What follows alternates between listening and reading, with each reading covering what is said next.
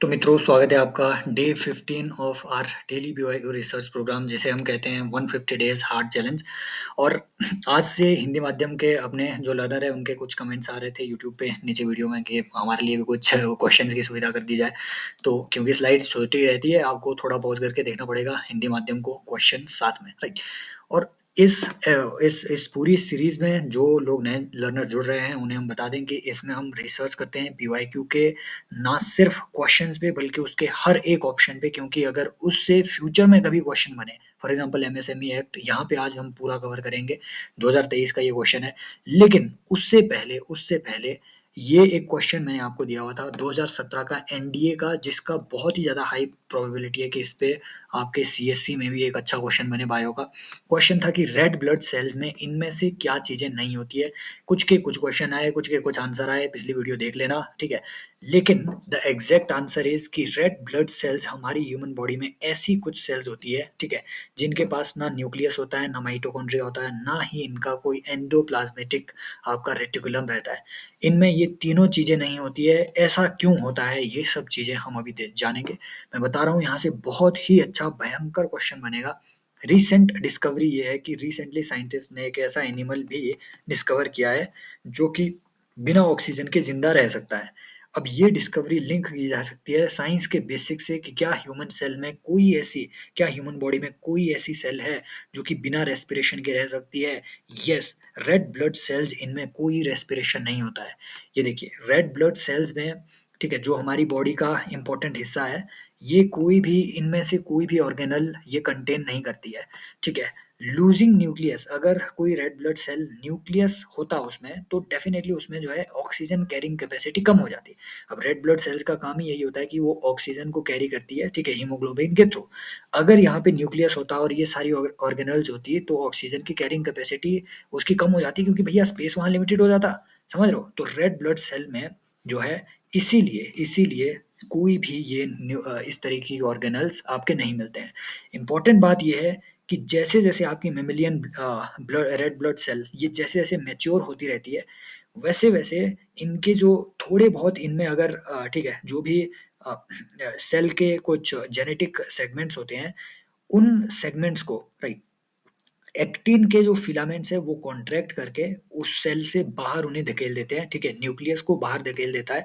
कुछ एक ऐसे सेल्स होते हैं, राइट। फॉर एग्जांपल आपके जो फिशेज है, रेप्टाइल्स है, बर्ड्स है, इनमें इनिशियली इनएक्टिव आपका न्यूक्लियाई होता है, इनमें इनएक्टिव न्यूक्लियाई पाया जाता है, न्यूक्लियस होता है, लेकिन वो इनएक्टिव होता है, एक्टिव नहीं होता है। अब जैसे-जैसे ये मैच्योर होती जाएगी तो उस न्यूक्लियाई को भी ये एक्टिन फिलामेंट कॉन्ट्रैक्ट करके वहां से बाहर निकाल देंगे सेल से, है ना। It is a kind of cell division, ठीक है। और जैसे ही ये न्यूक्लियस से बाहर निकलेगा, सेल से बाहर निकलेगा, तो जो माइक्रोफेजेज होते हैं, सेल का अपना ही एक तरीके से सेल्फ किलिंग एक सिस्टम रहता है। वो माइक्रोफेजेज एक एक इम्यून रिस्पॉन्स के तौर पे आकर के उसे डिस्ट्रॉय कर देते हैं, राइट। सो ये आपका रेड ब्लड सेल्स के बारे में इंपॉर्टेंट इंफॉर्मेशन है। इनमें कोई न्यूक्लियस नहीं होता है। क्योंकि इसमें कोई न्यूक्लियस नहीं होता है, इट मीन्स कोई भी एक्टिव डीएनए नहीं होगा। कोई एक्टिव डीएनए नहीं होगा तो भैया ट्रांसक्रिप्शन कैसे होगी? अगर किसी को पता नहीं चल रहा है ट्रांसक्रिप्शन क्या होता है, ट्रांसलेशन क्या होता है, तो आपके बेसिक्स गड़बड़ है। वो मैं यहाँ पे एकदम से, ठीक है, सारी चीजें उतना क्लियर नहीं कर सकता। अभी के लिए ये जानो कि ट्रांसक्रिप्शन का मतलब होता है कि अगर हमें एक सेल से नई सेल बनानी है तो उस सेल की कॉपी हमें चाहिए होती है। सेल की स्ट्रक्चर कहाँ पे लिखा है? डीएनए में। इट मीन्स हमें डीएनए की एक कॉपी प्रिपेयर करनी होगी। वो कॉपी कैसे प्रिपेयर होगी? इसी डीएनए की एक स्ट्रैंड टूट करके आरएनए बन जाती है। ये आरएनए बाद में जाएगा राइबोसोम के पास। राइबोसोम इसी आरएनए के बेसिस पे प्रोटीन के सिंथेसिस करता है, प्रोटीन का बायोसिंथेसिस करता है। अब क्योंकि इनमें कोई डीएनए नहीं है, कोई आरएनए नहीं है, तो प्रोटीन बायोसिंथेसिस भी आपकी रेड ब्लड सेल में नहीं होती है। रेस्पिरेशन भी नहीं होता है। तो भैया अगर इनमें डिवीजन ही नहीं हो रहा है तो ये पैदा कैसे हो रही है? समझ रहे हो? ये भी एक क्वेश्चन है कि भैया अगर सेल में डिवीजन नहीं हो रहा है तो ये पैदा कैसे हो रही है? गुरु, ये कुछ ऐसी, इन्हें इन्हें हम कहते ही है, ठीक है, जिन स्टेम सेल से ये निकलती है उन्हें हेमेटोपोटिक स्टेम सेल कहती है। वो ब्लड फॉर्मिंग स्टेम सेल्स होती है।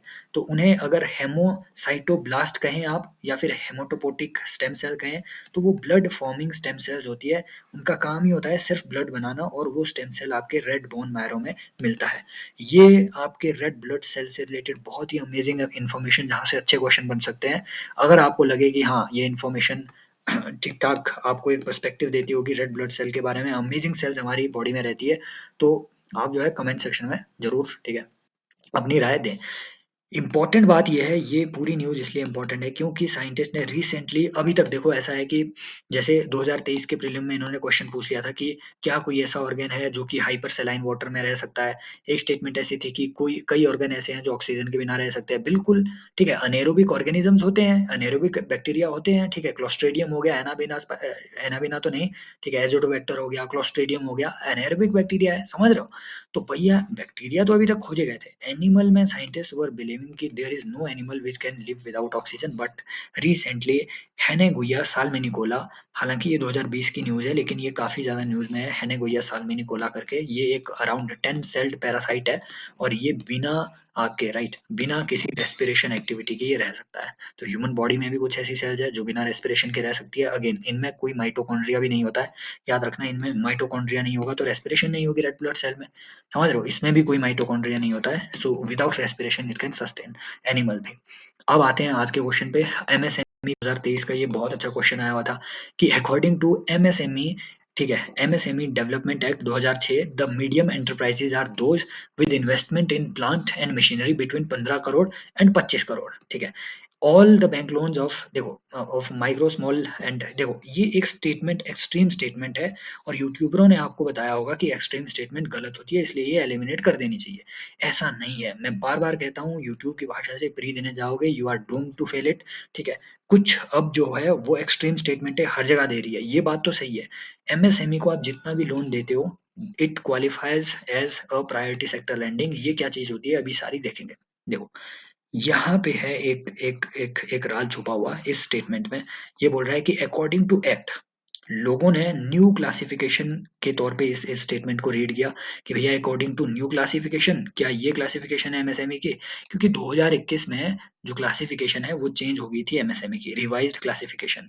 पहले क्या होता था, पहले एंटर जो मैन्युफैक्चरिंग एंटरप्राइजेज है और सर्विस एंटरप्राइजेज है, इनमें इन्वेस्टमेंट के बेसिस पे कैटेगराइज किया जाता था अलग अलग से। अब इन दोनों को सिमिलर क्राइटेरिया के लिए सब्जेक्ट किया गया है, लेकिन एक क्राइटेरिया इन्वेस्टमेंट और एक टर्नओवर रखा गया है। पहले क्राइटेरिया सिर्फ इन्वेस्टमेंट था, अब इन्वेस्टमेंट और टर्नओवर रखा गया, है ना? अब पहले इनको अलग-अलग देखा जाता था, अब इनको इकट्ठा देखा गया है। ये है नया क्राइटेरिया, आप पढ़ सकते हैं इसको, राइट? और इस नए क्राइटेरिया के बेसिस पे ये स्टेटमेंट तो आपकी रॉन्ग होती है, रॉन्ग होती है। लेकिन और ये स्टेटमेंट है भी रॉन्ग ही। लेकिन भाई मैं कहने की ये कोशिश कर रहा हूँ कि मोस्ट ऑफ द कोचेज़ ने इसकी जो एक्सप्लेनेशन दी है, मैं अभी भी उनको पढ़ रहा था, उनकी एक्सप्लेनेशन ये है कि नो, क्राइटेरिया उनके अकॉर्डिंग ये है।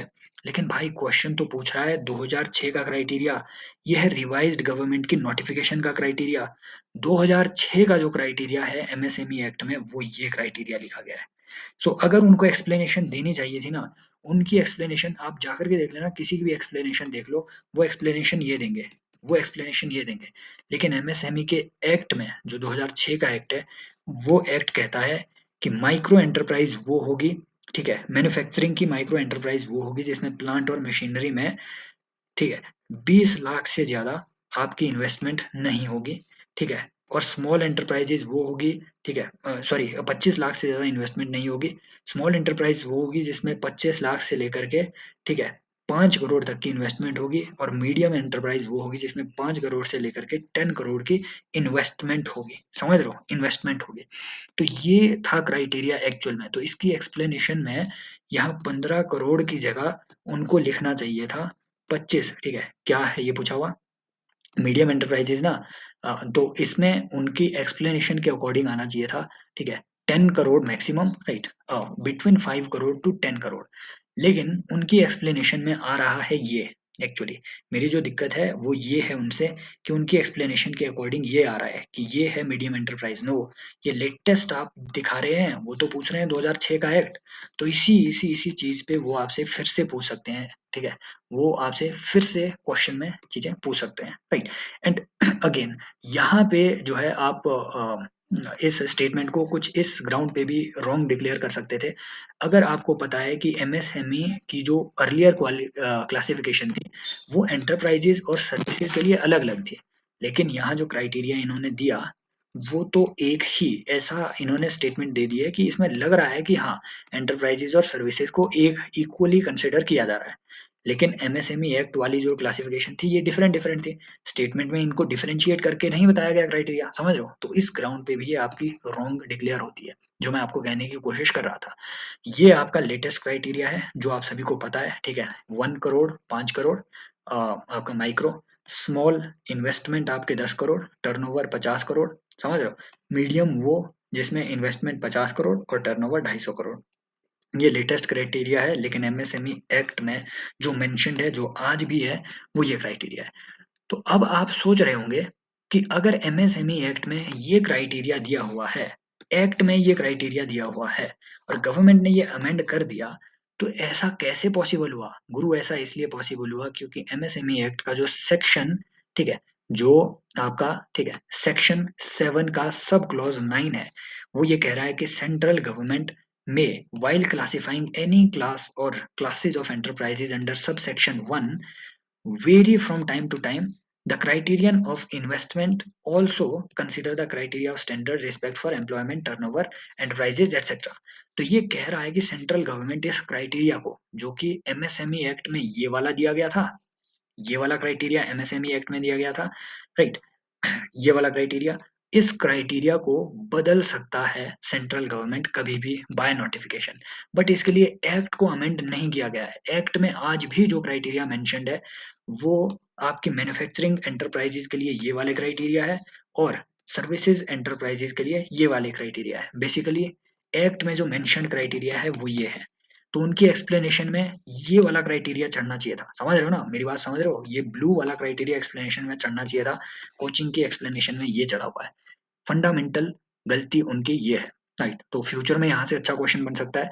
एक और बात कि जब भी आप, ठीक है, यहाँ एक्सप्लेनेशन दी गई है इसी एक्ट में, ये डायरेक्टली एक्ट का टेक्स्ट मैंने ये यहाँ पे कॉपी किया हुआ है, तो ऐसे नहीं है हर कहीं से, जो एक्चुअल में एमएसएमई एक्ट है उसको मैंने खुद पढ़ा हुआ है और उसका ये टेक्स्ट मैंने यहाँ कॉपी किया हुआ है कि अगर आपको, ठीक है, कोई भी ऐसी क्लासिफिकेशन को, ठीक है, राइट, क्लासिफिकेशन से को कैलकुलेट करना हो, तो कैलकुलेट करने के लिए जो इन्वेस्टमेंट है प्लांट मशीनरी में, which involves the cost of pollution, pollution control, research and development, industrial safety, right, devices, ठीक है, इस तरीके की जो चीजें हैं जो कि गवर्नमेंट नोटिफिकेशन के द्वारा स्पेसिफाई कर सकती है, तो वो चीजें एक्सक्लूड की जाएगी ऐसी कैलकुलेशन में।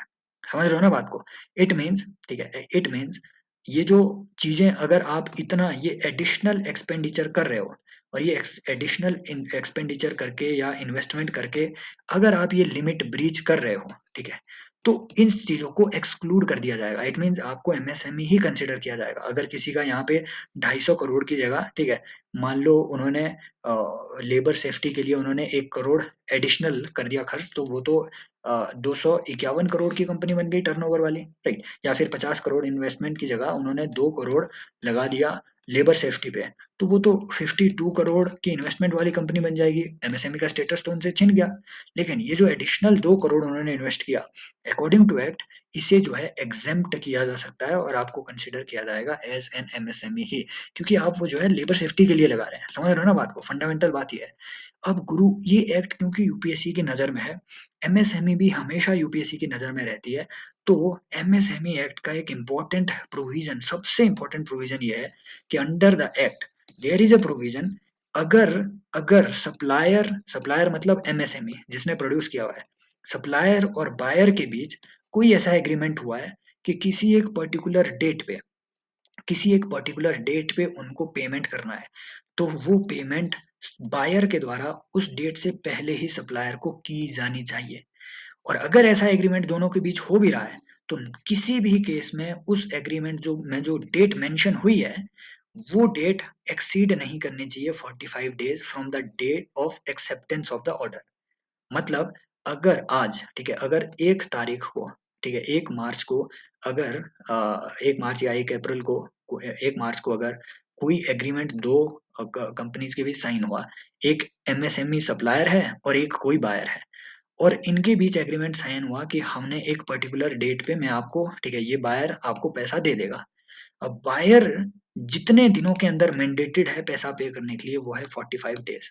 मतलब एमएसएमई ने गुड डिलीवर कर दी within 45 days, maximum limit है ये, within 45 days buyer has to give back this money, right. So ये एक इंपॉर्टेंट बात है। और अगर इन्होंने मनी नहीं दिया तो इस पे इंटरेस्ट लगेगा।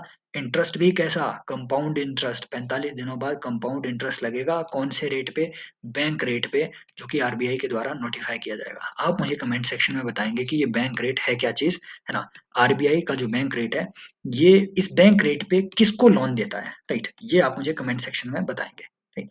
तो और एक बात और, आरबीआई को बैंकर्स बैंक कहा जाता है, ये पीवाईक्यू है। बैंकर्स बैंक क्यों आरबीआई को कहा जाता है, ये भी आप मुझे कमेंट सेक्शन में बताएंगे। और banker of the last resort RBI को क्यों कहा जाता है, ये भी आप मुझे कमेंट सेक्शन में बताएंगे। ये आता है आपका पीएसएल टारगेट पे, आरबीआई का सीधा, ठीक है। ये आरबीआई, अगेन आरबीआई की वेबसाइट से मैंने उठाया हुआ है, सारी इंफॉर्मेशन बिल्कुल एक्यूरेट है। जिन्हें पीएसएल टारगेट या फिर प्रायोरिटी सेक्टर लेंडिंग का पता नहीं है, उन्हें बता दें, बैंकों को कुछ टारगेट दिए जाते हैं कि आपके जो नेट बैंकिंग, ठीक है, जो एग्रीगेट नेट बैंकिंग क्रेडिट है, उस क्रेडिट का एक पर्टिकुलर हिस्सा आपको कुछ प्रायोरिटी सेक्टर्स में देना ही है। वो प्रायोरिटी सेक्टर्स क्या है, अभी हम देखेंगे, और ये टारगेट कितना है, अभी हम देखेंगे। लेकिन ये जो मैसेज आपको लग रहा होगा, ये जो सर्कुलर इशू किया है, आपको लग रहा होगा कि यार ये क्यों यहाँ पे चिपका दिया गया। एक्चुअल में इससे आपको बहुत सारी इन्फॉर्मेशन मिलेगी। पहली इन्फॉर्मेशन कि प्रायोरिटी सेक्टर लेंडिंग किस किस पे अप्लाई हो रहा है। ये आरबीआई का रीसेंट अपडेटेड इन्फॉर्मेशन बुलेटिन है पीएसएल टारगेट पे, कि भैया किसके क्या टारगेट होंगे। इस बुलेटिन के अकॉर्डिंग जितने भी ऑल इंडिया कमर्शियल बैंक है, इंडियन या फिर फॉरेनर, ठीक है, including regional rural banks, small finance bank, local area bank and urban cooperative society, ठीक है, जो कोऑपरेटिव बैंक्स हैं, और ठीक है, other than salary earners bank, ठीक है, इनको छोड़ के ये जो सारे बैंक्स हैं, इन पे आपका प्रायोरिटी सेक्टर लेंडिंग चलता है। स्मॉल फाइनेंस बैंक पे भी प्रायोरिटी सेक्टर लेंडिंग चलता है। तो ये सब यहाँ से इंफॉर्मेशन मिलती है। Commercial bank, small finance bank, regional rural bank, urban cooperative bank, ठीक है, लोकल एरिया बैंक, इन सब पे आपकी प्रायोरिटी सेक्टर लेंडिंग चलती है। और इम्पोर्टेंट बात है कि रिसेंटली आरबीआई ने इन्हें डायरेक्टिव इशू किया सारे बैंकों को कि एनवायरमेंट फ्रेंडली जो लेंडिंग पॉलिसी है उसको आप अपनाएं, ताकि सस्टेनेबल डेवलपमेंट गोल्स को हम अडॉप्ट कर सके। इट मींस आप जो है ग्रीन एनर्जी वगैरह को लेंड करो, ये भी अब प्रायोरिटी सेक्टर लेंडिंग में आया है। हाँ, green energy priority sector lending में है। पीवाईक्यू में ऑलरेडी पूछा हुआ है, इस पे अलग से क्वेश्चन बन सकता है। ये देखो, जब पीवाईक्यू में उन्होंने पूछ लिया प्रायोरिटी सेक्टर लेंडिंग में, तो इस पे क्वेश्चन बन सकता है कि कौन कौन से सेक्टर आपके प्रायोरिटी सेक्टर में है। दूसरी बात, आरबीआई ने बोला, बैंकों को बोला कि जो यूके सिन्हा कमेटी बनी हुई है एमएसएमई फाइनेंसिंग के लिए, ये कमेटी आप कहीं मेंस में भी कोट कर सकते हैं कि यूके सिन्हा कमेटी किस चीज से रिलेटेड है, एमएसएमई फाइनेंस से रिलेटेड। इसकी रिकमेंडेशन को भी ध्यान में रखो जब भी आप देंगे प्रायोरिटी सेक्टर लैंडिंग, ठीक है। आरबीआई ने बैंकों को ये बोला। दूसरा, जो एम के, ठीक है, जो एम के जैन कमेटी है, एग्रीकल्चर क्रेडिट को रिव्यू करने वाली, उस कमेटी की रिकमेंडेशन को भी ध्यान में रखो। तो इतनी इन्फॉर्मेशन सिर्फ इस एक बुलेटिन से आपकी कवर हुई, हालांकि वीडियो काफी लंबी जा रही है। और प्रायोरिटी सेक्टर लैंडिंग के बारे में बहुत ज्यादा चीजें रटनी नहीं है आपको, ये चार्ट बिल्कुल नहीं रटना है, ठीक है, ये सब चीजें नहीं रटनी है आपको, कुछ भी नहीं। बात ये याद रखनी है कि जितने भी डोमेस्टिक कमर्शियल बैंक्स हैं, डोमेस्टिक कमर्शियल बैंक्स की जब मैं बात कर रहा हूँ, आरआरबी, स्मॉल फाइनेंस बैंक, इनको आपने एक्सक्लूड कर देना।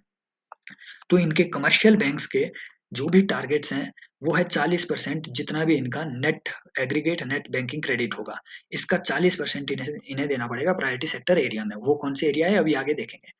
Foreign banks with less than 20 branches, इनके लिए इसमें थोड़ी एक्सेप्शन है। जो मोर देन 20 ब्रांचेज है, उन पे तो यही वाला क्राइटेरिया लागू होगा। लेकिन जो फॉरेन बैंक्स जिनकी इंडिया में 20 से कम ब्रांचेज है, उन पे टारगेट तो 40% ही है, टारगेट 40% ही है। लेकिन इनको एक छूट है कि आउट ऑफ इस total 40%, 32% can be in form of lending to export. समझ रहे हो ना। तो जो एग्रीकल्चर वगैरह पे इनको लेंडिंग में यहाँ रिलैक्सेशन दी गई है। फॉर एग्जांपल एग्रीकल्चर, एमएसएमई हो गया, ठीक है, इन ये चीज इन पे लागू नहीं होती है। लेकिन रीजनल रूरल बैंक और स्मॉल फाइनेंस बैंक का जो टारगेट है, ये बहुत ज्यादा है, ये 75% है। ऐसा मत समझना कि इनको रिलैक्स किया होगा, नो, इन पे और ज्यादा है। 75% regional rural bank, small finance bank 75%, ठीक है। अर्बन कोऑपरेटिव का अभी हम आगे देखेंगे, क्योंकि उसके लिए क्राइटेरिया अलग है। तो ये बात याद रखनी है। ऑल डोमेस्टिक कमर्शियल बैंक्स 40%, ठीक है।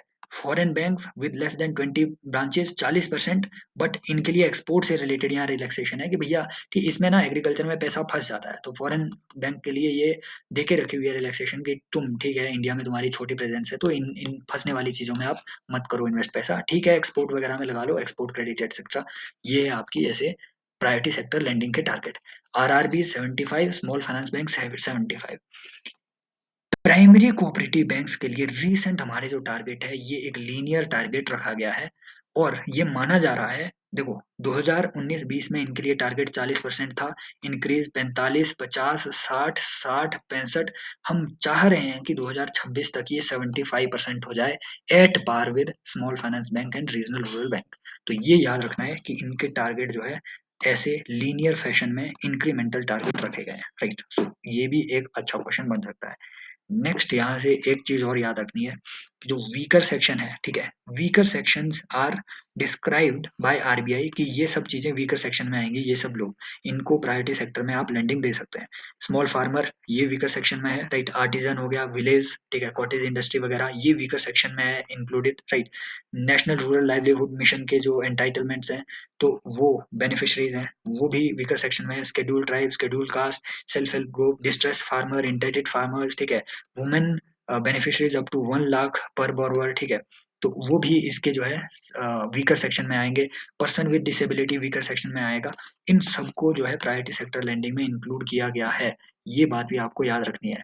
अगेन फार्म क्रेडिट में याद रखना, फार्म क्रेडिट तो है ही है, ठीक है, individual farm credit priority sector lending में है ही है, तो इसमें आपकी किसान क्रेडिट कार्ड भी इंक्लूड होता है, ठीक है। जब आप केसीसी इशू कर रहे हो कोई बैंक, तो वो प्रायोरिटी सेक्टर लेंडिंग का हिस्सा माना जाता है, प्रायोरिटी सेक्टर लेंडिंग टारगेट उसने फुलफिल कर दिया, ऐसा माना जाता है।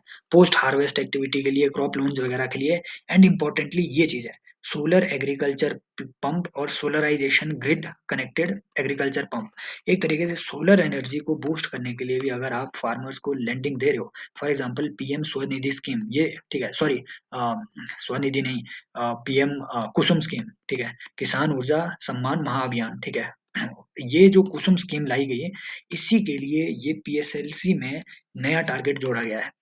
ये स्कीम कह रही है कि आपको सोलराइजेशन और पंप सेट करवाना है, ठीक है, ग्रिड कनेक्टेड सोलर प्लांट लगाने हैं और स्टैंड अलोन सोलर प्लांट लगाने हैं, और इसमें गवर्नमेंट फंडिंग देगी, ठीक है, और साथ में जो है लोन ले सकता है कोई भी फार्मर, ठीक है, 60% गवर्नमेंट देगी, central government and state government, 40% जो है फार्मर लोन लेगा, और वो लोन अगर उसे बैंक से मिल रहा है तो bank would be entitled for priority sector landing target, ठीक है, के सर्टिफिकेट। तो ये हुआ आपका priority sector landing. Apart from this definitely आपकी जो ग्रीन एनर्जी है, ठीक है, urban housing, housing project etcetera, ये सब चीजें भी आपकी प्रायोरिटी सेक्टर लैंडिंग में इंक्लूड किए गए हैं। सारे एमएसएमई फाइनेंसिंग आपके प्रायोरिटी सेक्टर लेंडिंग में, export credit, import credit, sorry export credit, ये आपकी प्रायोरिटी सेक्टर लेंडिंग में है। तो ऐसी कुछ ऐसी चीजें हैं, आई होप यहाँ से आपको थोड़ी क्लैरिटी मिली होगी। चीजों को हमने ब्रॉडली डिस्कस किया, भले ये क्वेश्चन डिस्कस किया हो, लेकिन गुरु इसमें एक क्वेश्चन डिस्कस नहीं किया, 2-3 कॉन्सेप्ट हमने इसमें इंपॉर्टेंट देखे हैं, यहाँ से अच्छे क्वेश्चन आपके बन सकते हैं। कमेंट सेक्शन में जरूर बताइए कि अगर, ठीक है, अगर ये रिसर्च आपके किसी भी प्रकार से मदद कर पा रही है, definitely your comments are always encouraging, और पार्टिसिपेट कीजिए जो भी आपको असाइनमेंट दी जाती है। और फिर फ्री लाइव क्लासेस के लिए आप टेलीग्राम चैनल को ज्वाइन कर सकते हैं, जिसकी आपको लिंक डिस्क्रिप्शन में मिल जाएगी। शेयर कीजिए दोस्तों के साथ अगर आपको लगता है कि ये चैनल किसी प्रकार से आपकी मदद कर पा रहा है तो। As always love you all, take care, bye bye and happy learning.